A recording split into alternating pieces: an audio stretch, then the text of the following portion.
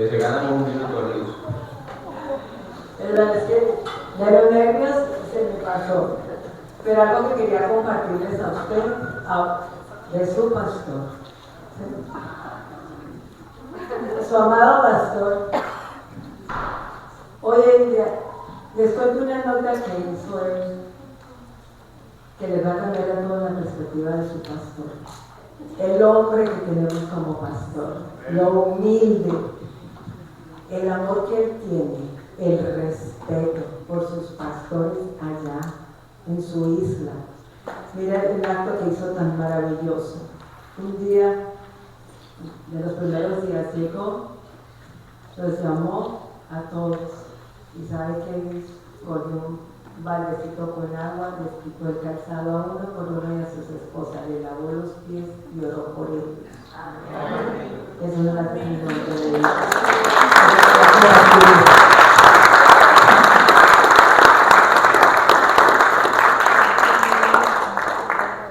Luz, es imposible estar rodeado de hombres y mujeres que lo dan todo por el Señor en un lugar donde carecen de todo, donde se desprenden de lo de ellos para bendecir a un pueblo. Es imposible tenerlos junto a uno y no sentir que son dignos de nuestro honor y nuestro respeto.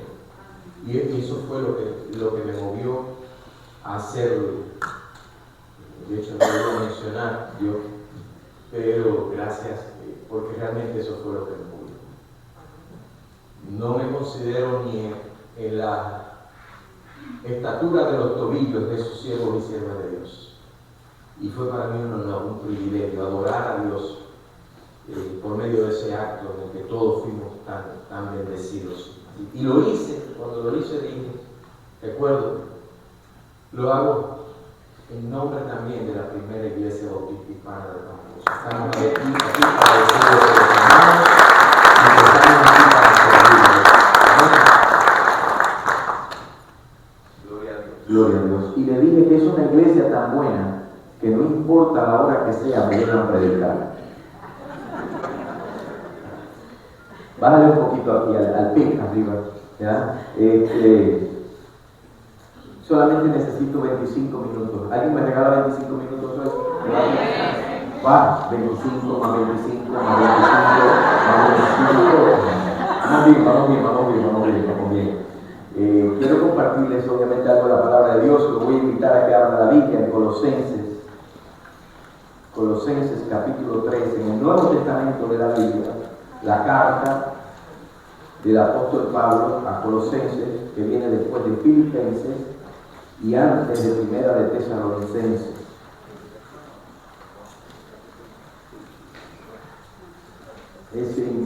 Quiero decirle al hermano Aldo que el versículo que usted leyó con el énfasis en la persona de Jesús fue muy a tiempo para lo que quiero compartir. Lo que quieren saber un poquito más, la parte quizás más desafiante, el desafío más grande del viaje, entonces tienen que esperar hasta la mitad del mensaje que les voy a compartir en unos 30 minutos, si Dios lo permite. Colosenses 3, versos 16 y 17. Antes de leerlo, quiero comenzar diciendo algo. Todos los días, diariamente, nosotros escuchamos nombres que automáticamente nos llevan a pensar en una persona en particular. Si yo digo Alejandro, aquellos a quienes les gusta la historia, es posible que piensen en Alejandro Magno. Si digo Diego, aquellos que les gusta el fútbol, es posible que piensen en Diego Armando Maradona. Si digo Donald, no van a pensar en el Paco, van a pensar en uno que tiene el pelo así. Pero más que asociar los nombres con personas, también los asociamos con comportamientos, los asociamos con actitudes, los asociamos con virtudes, con cualidades del carácter. Si digo, por ejemplo, Teresa, podríamos pensar en la madre Teresa de Calcuta, y al pensar en ella pensamos en ¿qué? En compasión, en misericordia. Podría decir Gandhi y vendría a nuestra mente pacifismo, paz.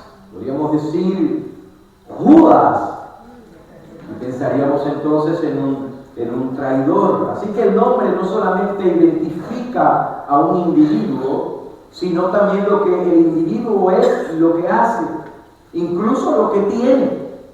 Los nombres pueden ser poderosos catalizadores de emociones, de sentimientos, de ideas.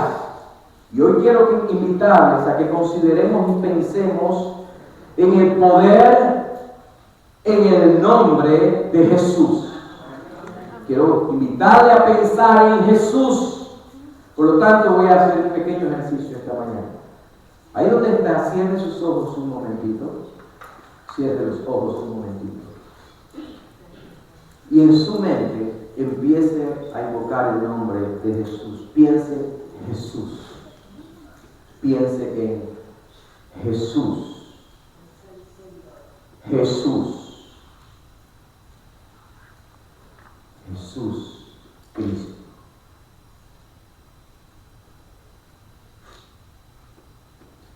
Amén.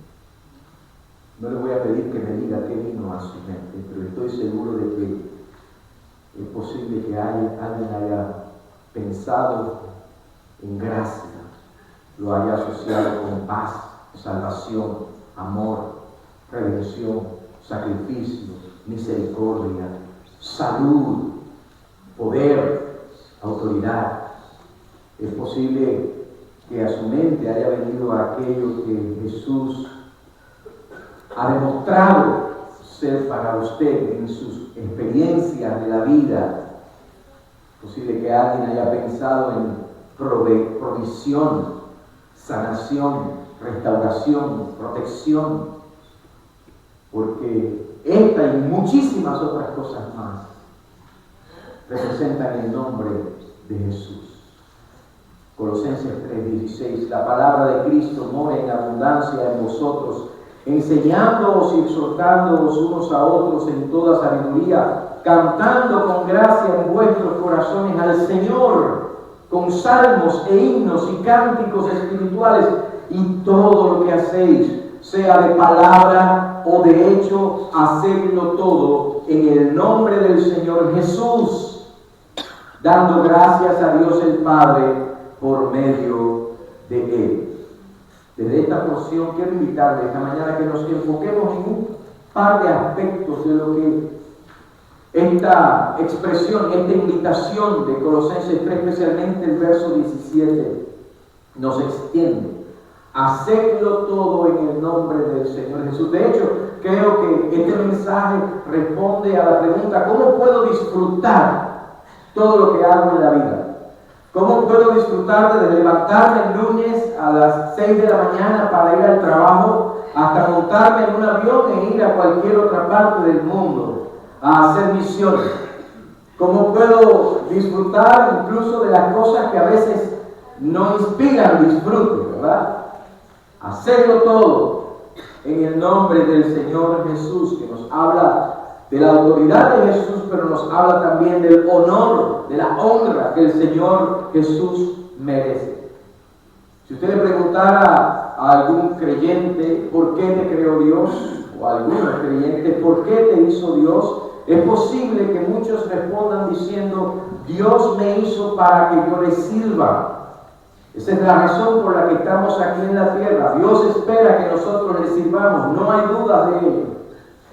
Pero si se tratara solamente de servicio, en el universo hay un ejército que está mucho más capacitado para servirle mejor que nosotros. Los ángeles harían mejor trabajo que nosotros. Los ángeles sin duda serían más obedientes, serían más consagrados, menos refunfuñones, menos dudosos. Si la cuestión fuera de servicio, con los ángeles hubiera sido suficiente. Pero Dios espera que le sirvamos, obviamente, mas esa no es necesariamente la razón principal. Dios nos hizo primariamente a nosotros para que nosotros le adoremos a Él, para que nosotros expresemos nuestro amor en la adoración. De hecho, el servicio a Dios debe ser en un espíritu de adoración y es también un acto de adoración, porque nuestro servicio es una forma de demostrar nuestro amor por Dios y nuestra adoración. Y alguien podría preguntar, pastor, ¿por qué quiere Dios que le adoremos? Bueno, en primer lugar, porque Dios es amor. Y el amor es un acto recíproco. Por lo tanto, Dios nos ama a nosotros y nosotros entonces le amamos a Él. Y ese acto de amor y la expresión del amor a Dios, de nosotros hacia Dios, se llama adoración. Y para eso Dios nos hizo. Nos hizo para derramar su amor en nosotros, para que fuésemos recipientes de su amor, pero también para que nosotros le demos a Él nuestro amor. Por lo tanto, lo más grande que podemos darle a Dios es precisamente eso, nuestro amor. Si le damos a Dios nuestras riquezas, eso no hace a Dios más rico, Él es el dueño de todo. Pero cuando nosotros le damos nuestro amor a Dios, nuestra devoción a Dios, estamos dando en el blanco de la razón por la cual Él nos puso en este universo en primer lugar. Y esa es la buena noticia, porque otras personas pueden dar más riquezas que tú a Dios y su obra. Hay otras personas que pueden dar más tiempo que tú. Hay otras personas que pueden ofrecer más dones que tú. Pero nadie puede dar a Dios la adoración que tú le puedes dar y que te toca a ti darle. Nadie puede darle en lugar tuyo el amor que tú puedes darle a Dios. Solo tú puedes hacerlo. Solo tú puedes darle esa adoración. Y la adoración es la razón por la que estamos aquí, pero es también el privilegio de todos los hijos de Dios.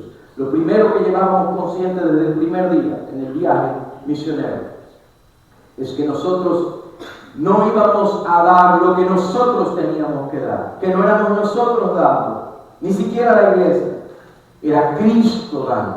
Pero estábamos conscientes de algo, que no eran los hermanos de las diferentes iglesias y de la comunidad recibiendo algo, nosotros sabíamos que era Cristo quien estaba recibiendo algo. Porque para Cristo el Señor lo hicimos. Así que la adoración es la razón, la adoración es el privilegio de todos los hijos de Dios. El verso 16 tiene que ver con eso, tiene que ver con la proclamación de la palabra de Dios. Pero luego añade la proclamación de la palabra de Dios, cantando con gracia en vuestros corazones al Señor con salmos, himnos y cánticos espirituales. Y yo pienso, entre paréntesis, que aquí hay un versículo que describe el culto de la iglesia, cómo debe ser, lo que debe pasar cuando una congregación se reúne, cuando una iglesia se congrega. Hay proclamación de la palabra y hay la adoración a través, en este caso en particular, de la música. Himnos, cánticos espirituales, salmos.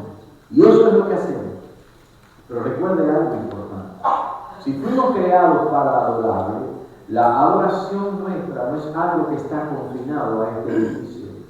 No es algo que se hace solamente aquí. El apóstol Pablo no solamente identifica un lugar físico como el lugar de adoración, lo que dice es la forma como debe adorarse, y el lugar de adoración en tu corazón, en vuestros corazones. Y añade, y todo lo que hacéis, sea de palabra o de hecho, hacedlo todo en el nombre del Señor Jesús. Así que cuando vemos esto en conjunto, nos damos cuenta de que ambos versos están hablando de la adoración. Por eso digo que la adoración no comienza aquí, ni termina aquí, en esta reunión, porque la adoración verdadera involucra todo nuestro ser, involucra también toda nuestra vida, lo que hacemos, sea de palabra o de hecho. La adoración envuelve todo. Por eso la adoración también se expresa con palabras, pero al mismo tiempo se expresa con nuestro comportamiento, con lo que hacemos, se expresa a través de nuestras vidas. Eso es adoración. Hacerlo todo en el nombre del Señor Jesús, dando gracias a Dios el Padre por medio de Él. Darle gracias a Dios por medio del Señor Jesucristo. Tú y yo existimos y vivimos para la gloria de Dios. Vivimos para que Dios sea glorificado en nuestras vidas. Y esa debe ser nuestra meta suprema.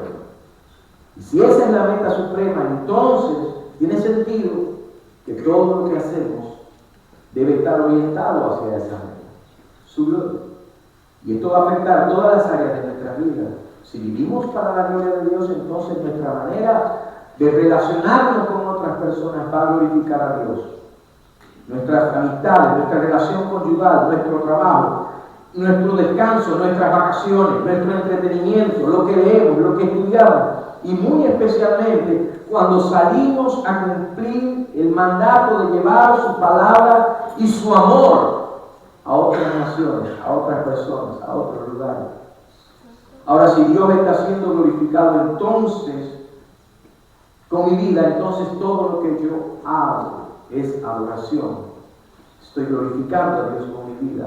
Y la adoración, por tanto, no es algo que se limita solamente a cantar.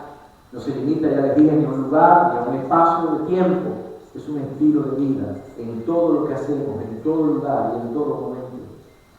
El problema de muchos es precisamente que limitan la adoración a un edificio. Por eso su fe no es visible de lunes a sábado. ¿No? Su andar con Cristo no es evidente. Lo que estoy diciendo es que todo lo que hacemos, hasta lo que escuchamos, lo que prestamos nuestra atención, debe estar orientado en la gloria de Dios. Hay gente que me pregunta, y quizás usted le ha preguntado también, ¿qué cosas prohíben los bautistas? ¿Y qué prohíben ustedes? ¿Y cómo sé si tal cosa o tal cosa es aprobada por la Biblia o no es aprobada en la Biblia? ¿Está prohibido en la Biblia o no está autorizado? ¿Es válido o no es válido? Sencillo. Cuando pienses hacerlo o decirlo, piense primero, y si es posible dígalo en voz alta: voy a decir lo siguiente, voy a hacer lo siguiente, voy a hacer esto o voy a decir esto para la gloria de Dios. Amén. Y si no puedes ponerle atrás para la gloria de Dios, no lo hagas. O cuando agarres el teléfono, voy a hacer esta llamada telefónica y voy a hablar con fulanita o fulanito y lo voy a hacer para la gloria de Dios. Si usted puede decir que lo que va a hacer o decir lo puede hacer para la gloria de Dios, y lo que va a hacer o decir va a glorificar a Dios y pasa por ese filtro, entonces hágalo. Y alguien quizás está pensando, es demasiado radical. El pastor vino demasiado radical de Cuba, se ve que estaba alrededor de comunistas. Ahora sí se pasó. Eso no lo digo yo. Solo dice el Señor. Primera de Corintios 10:31 dice: si pues coméis o bebéis o hacéis otra cosa, hacedlo todo para la gloria de Dios. Amén. Y ese es el punto. La adoración no es algo que encendemos el botón el domingo en la mañana y lo apagamos a la 1 cuando se acabe el culto, a las 4 de la tarde cuando se acabe hoy. Amén. Eso necesitamos tenerlo presente en nuestra mente y en nuestro corazón. Hace muchos años, en un campamento de jóvenes, en el campamento de conferencias bautistas de la Florida, ahí en Lakehill, en una clase de jóvenes, pregunté a los jóvenes: ¿cuánto quiere Dios de tu vida? Y casi todos los muchachos dijeron el 10%. Dios quiere 10%. Claro que nos reímos, ¿cierto? Pero déjenme decirles, nosotros sabemos una respuesta, pero muchas veces nosotros mismos vivimos como que no sabemos la respuesta. Muchas veces pensamos igual, que Dios quiere 10% de mi dinero, que quiere uno de los 7 días de la semana, que quiere unos minutos de mi vida, una fracción de mis dones, una fracción de mis talentos, que Dios quiere un lugar en mi corazón, y lo que estamos diciendo es lo mismo. Dios quiere parte de mi vida, pero esa no es la realidad bíblica. Dios no quiere un poco de ti, ni un porcentaje de tu vida. Dios no quiere ni siquiera un lugar en tu corazón. Dios quiere todo tu corazón y quiere toda tu entrega, todo lo que tu corazón representa, todo de ti, toda tu vida. Y déjeme decirle por qué Dios lo quiere todo y merece todo. ¿Sabe por qué? Porque cuando Cristo murió en la cruz del Calvario, Él no murió por el 10% de tu vida. Él murió por toda tu vida, no murió por parte de tu vida. Su sangre no redimió el 10% de tu pecado, sino de todos nuestros pecados. Él te salvó y te redimió y te compró completo. Por lo tanto, tú y yo le pertenecemos en totalidad. Por eso, todo lo que hacéis, sea de palabra o de hecho, hacedlo todo en el nombre del Señor Jesús, dando gracias a Dios Padre por medio de Él. Así que lo primero tiene que ver con nosotros. Hacer todo en el nombre del Señor Jesús tiene que ver con mi adoración. Tiene que ver con que vivo para la gloria de su nombre, para glorificar su nombre con mi vida, en todo lo que hago, pero tiene que ver con algo más. Hacerlo todo en el nombre de Jesús, del Señor Jesús. Usted me pone ahí, es importante. Tiene que ver que lo podemos hacer en el poder y la autoridad del Señor Jesús. Podemos hacer todo en el nombre del Señor. Y note que aquí dice el nombre, no dice en el nombre de Jesús, dice en el nombre del Señor. Aclara algo bien importante. Señor, la palabra en griego quiere decir alguien de suprema autoridad, alguien que es soberano, ungido. De hecho, el título es un título dado solamente a divinidades, y entre ellas, obviamente, en el contexto histórico, al César. El César es el Señor, la autoridad suprema, y se haganlo todo en el nombre de aquel que es la suprema autoridad y quien tiene poder sobre todas las cosas. Hacerlo todo en el nombre del Señor no solo habla de vivir para Él en devoción, en entrega, en adoración para la gloria de su nombre, indica también para nosotros que podemos hacerlo en su poder y en su autoridad, en el nombre de suprema autoridad. Hay una autoridad y hay un poder incomparable en el nombre del Señor Jesucristo. Obviamente, cuando se aplica correctamente, cuando se invoca correctamente, cuando lo que voy a hacer es consciente de Cristo, cuando lo que voy a hacer es consistente con el carácter de Cristo, con lo que Él me ha llamado a hacer, entonces el poder y la autoridad de Cristo se activan también en mi vida. Es el nombre de Jesús y la autoridad en ese nombre, la suprema autoridad del divino Señor Jesucristo, lo que da autoridad, porque el nombre está asociado a la persona de mayor autoridad en el universo. Así que cuando hablas en el nombre de Jesús, no desasocias a la persona del nombre. El nombre representa a la persona. Así que cuando yo vivo mi vida en el nombre de Jesús, eso quiere decir que yo no hago nada que no le glorifique, que no pueda llevar su nombre, que no pueda agradarle a Dios por ello, pero también algo que solamente es posible hacerlo por su poder y su autoridad. Por eso en el nombre de Jesús y unidos a Jesús es que podemos hacer todo lo que hacemos, incluso montarnos en un avión y llegar a un pueblo, ser usados por Dios y ser ministrados por Dios. Amén. Es solamente el poder y la autoridad de Cristo que los creyentes podemos servir a Dios. Hay mucha gente que hace la voluntad, pero solamente los creyentes pueden servir en el poder y la autoridad de Cristo. Las historias que nos contaron de cruces, porque dije el consultorio médico de la iglesia, no piense que es como cualquier otra parte del mundo o como muchas otras naciones, incluyendo esta, donde usted dice, hoy voy a montar un consultorio médico en la iglesia. ¡Ey, qué bueno! No, esta iglesia en particular tiene el partido, las oficinas del partido ahí cerquita, al lado del gobierno. Las oficinas del gobierno están al lado. Cuando ellos hicieron eso, y Dios los movió a establecer ese y los otros ministerios también, que fueron esenciales y fundamentales, especialmente durante la pandemia, de la crisis de la pandemia, como Dios lo usó. No crea que las autoridades le estaban dando la bienvenida, pero Cristo le estaba dando la autoridad para hacerlo. Y todavía está funcionando. Ellos se hacen lo de la vista gorda, ellos no saben lo que está pasando, pero ellos mismos, cuando tienen algunos de sus agentes funcionarios enfermos, dicen, vaya a la iglesia que allí le dan la medicina. Alabado sea el nombre del Señor. Solamente el poder y la autoridad de Cristo. Es incluso por el poder de Cristo que usted y yo podemos ser obedientes a Cristo, aún a pesar de la oposición y a pesar de la hostilidad. De hecho, esa es la historia de los primeros cristianos. ¿Cómo pudieron los primeros cristianos llevar el evangelio ¿Cómo pudo el Evangelio propagarse en circunstancias tan hostiles al principio de la era cristiana? ¿Cómo pudieron los primeros cristianos permanecer firmes en su misión ante la oposición?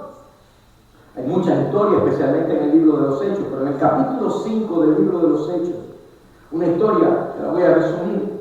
Las autoridades judías, saduceos, importante decir saduceos porque estos no creían en la resurrección de los muertos y en otras cosas, no creían en la vida eterna tampoco, metieron a los apóstoles en la cárcel. Ya en el 4 metieron a Pedro y a Juan, en el 5 meten a los apóstoles en la cárcel. Conocemos la historia, un ángel del Señor viene, les abre las puertas de la cárcel, los saca de la cárcel, y cuando los saca de la cárcel les da un encargo y les dice: ahora vayan y escóndanse para que no se lo rebelen. Le abrió las puertas de la cárcel, que ya estaban presos, y le dijo: ahora llévenle a la gente este mensaje de vida. Lo sacó de la prisión para mandarlo a que continuaran haciendo lo que les había llevado en primer lugar a la prisión. Y ahora vayan y lleven este mensaje. Y los apóstoles, ¿saben qué hicieron? No se escondieron. Empezaron, dice la Biblia, inmediatamente comenzaron a enseñar al pueblo, a hablar del Evangelio, las palabras de vida, el Evangelio de vida. ¿Y qué creen que sucedió? Los volvieron a arrestar otra vez y los llevan delante del concilio, de las autoridades, les llevan a juicio. Y en el verso 27, oiga lo que sucede. Después llevaron a los apóstoles ante el concilio supremo, donde los confrontó el sumo sacerdote. Les ordenamos estrictamente que no enseñaran nunca más en nombre de ese hombre. Hay pánico a nombre de Jesús. Les digo, en lugar de eso, ustedes han llenado a toda Jerusalén con la enseñanza de Él y quieren hacernos responsables de su muerte. Verso 26. Pero Pedro y los apóstoles respondieron: nosotros tenemos que obedecer a Dios antes que cualquier autoridad humana. En el nombre del Señor Jesús hay poder y hay autoridad para servirle, también para obedecerle. Y sinceramente creo que hasta cierto punto se nos salió el aire. Nos sentimos como que derrotados. Y todos batallamos todo el viernes con la idea. Todo el viernes. Y oramos. Y lo único que venía a mi mente era la historia de los primeros cristianos. Era la valentía de los primeros cristianos. Habíamos orado, nos habíamos preparado por meses para este viaje. Llevábamos un mensaje, además de lo que llevábamos materialmente. Yo había orado pidiendo palabra a Dios. Dios me había hablado. Ya había visto el ángel de Dios abrir las puertas, de abrir el mar rojo en la aduana. Ya había escuchado la orden de Dios de ve y predica de esto y habla de esto. Por supuesto que la oposición se iba a activar. Por supuesto que el enemigo iba a usar su más antigua arma para tratar de detenerlos, la intimidación, el temor y el miedo.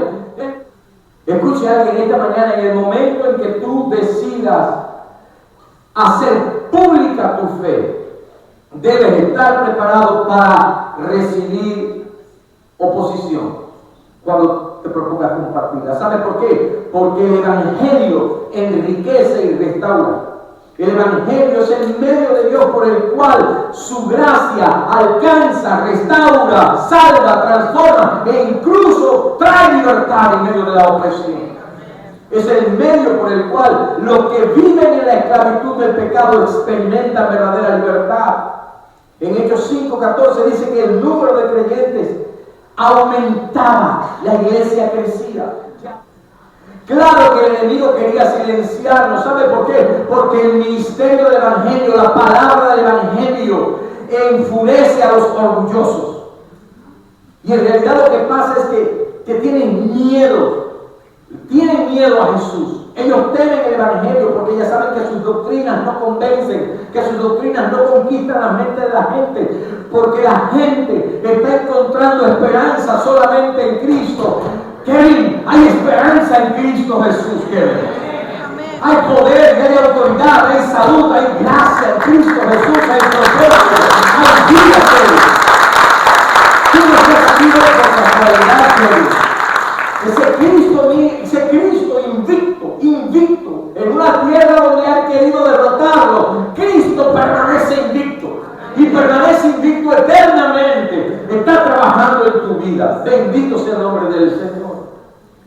temen el poder del Evangelio, porque ahora ellos saben que ya no tienen poder. Bendito sea Dios. Y el Evangelio que combatieron es el Evangelio que la gente está buscando desesperadamente. Por déjeme decirle algo, esta no es la realidad de Cuba. Esta es la realidad de la tierra completa. Hay una tierra que necesita de Cristo. Por supuesto que trató de infundir temor en nosotros. Pero nosotros también fuimos guiados por Dios y llenos de su poder para obedecer a Dios antes que cualquier autoridad humana. Cuando usted dice, yo voy a hacer en el nombre del Señor, el nombre de Jesucristo imparte fuerza, imparte valor, imparte energía. Por lo tanto, no importa lo que Dios te esté llamando a hacer. En ocasiones vas a temer ciertas cosas, pero el nombre de Jesús, invoca el nombre. Hazlo en el poder y en la autoridad del nombre del Señor Jesucristo. Y allí estuvimos nosotros el resto del viaje, hasta el miércoles que salimos, energizados por Cristo. Amén. No le estoy diciendo salga por salir. No le estoy diciendo ahora salga y ofrezca a toda la autoridad. Eso no es lo que estoy diciendo. Lo que estoy diciendo es que nosotros operamos y nos movemos en un poder superior y en una autoridad superior a las autoridades de este mundo. Y que cuando esa autoridad suprema, el glorioso Señor Jesucristo, te encarga algo, usted escoja obedecer a Dios y Él se va a encargar de todo lo demás. ¿Quieres ponerte de pie esta tarde? Jesús es el Señor. Aleluya. Y todo lo que hagáis. De hecho, esta porción, Colosenses 3, 2 veces, el apóstol Pablo, inspirado por el Espíritu Santo, dice, y todo lo que hagan, y todo lo que hagan. La primera en el verso 17, la segunda dice, añade algo más. En la segunda, y aquí está la clave, ¿cómo voy a disfrutar la vida? Las cosas que se disfrutan automáticamente y aquellas que son un poquito más desafiantes. En el verso 23 dice, y todo lo que hagan, háganlo de corazón, como para el Señor y no para los hombres, sabiendo que del Señor recibiréis la recompensa de la herencia, porque a Cristo el Señor servir. Nosotros no fuimos a Cuba a servir a los hermanos, fuimos a Cuba a servir a Cristo. Amén. Y sabes cómo tu vida va a estar orientada supremamente en el servicio. Cuando tú veas en una persona más un Cristo al cual servir. Amén. Un Cristo al cual servir. ¿Cómo podemos servir a esta comunidad? No es que estamos sirviendo, no es que estamos sirviendo a 167 familias, es que estamos sirviendo a Cristo Jesús. Es a Él. ¿Cómo puedo ir delante de otra persona, tomar una toalla y un balde de agua y ponerme a sus pies? Oh, porque los pies que yo lavé fueron los de Cristo. Amén. Es a Cristo a quien estoy sirviendo. Y dice, háganlo de todo corazón. De todo corazón. Como para el Señor. Y no para los hombres. Esta es la clave. Padre, gracias esta mañana. Porque nos has estado hablando desde temprano. En la escuela dominical. En los lindos testimonios de mis hermanas. En la adoración. En la exposición de tu palabra. Señor, ayúdanos a vivir en la perspectiva de que existimos para adorarte a ti y expresarte nuestro amor. Y que nuestro servicio es nuestra expresión de amor también, es nuestra expresión de adoración. Ayúdanos, Padre, a que podamos movernos en todo lo que hacemos. Yo puedo ser un esposo como Dios manda, cuando me propongo ser un esposo en el nombre del Señor Jesús. Y ella una esposa en el nombre del Señor Jesús. Y ellos hijos en el nombre del Señor Jesús. Y nosotros padres en el nombre del Señor Jesús. Y nosotros siervos de Cristo en la iglesia, en el mundo, en la comunidad, en el nombre del Señor Jesús. Ayúdanos a vivir esto y hacerlo, Señor, de todo corazón. Porque es a ti a quien servimos. Y eres tú quien sirves a través de nosotros, por lo tanto, tuya es toda la gloria. Es para ti, Señor. Padre, gracias por lo que estás haciendo en medio nuestro. Yo te pido que hoy, si hay alguien que no te conoce como Señor y Salvador personal, que esta persona pueda entender que ahí comienza todo. Que necesita entregarte a ti su vida, decirte perdona mis pecados, ven a mi vida, entra en mi corazón. Y ayúdame a ser la persona que tú quieres que yo sea, para que yo también te exprese el amor que mereces y te adore también sirviéndote como tú mereces. Yo bendigo a este pueblo. Te doy gracias por nuestros hermanos en la isla de Cuba. Te doy gracias por lo que, Señor, obviamente, evidentemente estás haciendo allá, estás en actividad. Te doy gracias, Padre, por este pueblo que está aquí, por cada hermano, cada hermana. Yo te pido ahora que la gracia de nuestro Señor Jesucristo, el amor de Dios y la comunión del Espíritu Santo sea con cada uno de nosotros, con cada hogar aquí representado, con todo el pueblo de Dios. Y de manera muy especial, Señor, en este lugar que ha sido consagrado, santificado para ti, tu obra, Señor, yo te pido que de manera sobrenatural tú te manifiestes en la vida de Kevin Granado. Amén. Y dale a él, Señor, gracias porque te he invocado para salvación. Señor, tómale tú de la mano. Porque él mismo, Señor, ha dicho y él mismo ha declarado que tú tienes propósito con su vida. Honra la fe de este joven y úsale para tus propósitos y bendice esta iglesia en el nombre de Jesús. Amén. Y amén. Que Dios les bendiga, Dios les guarde.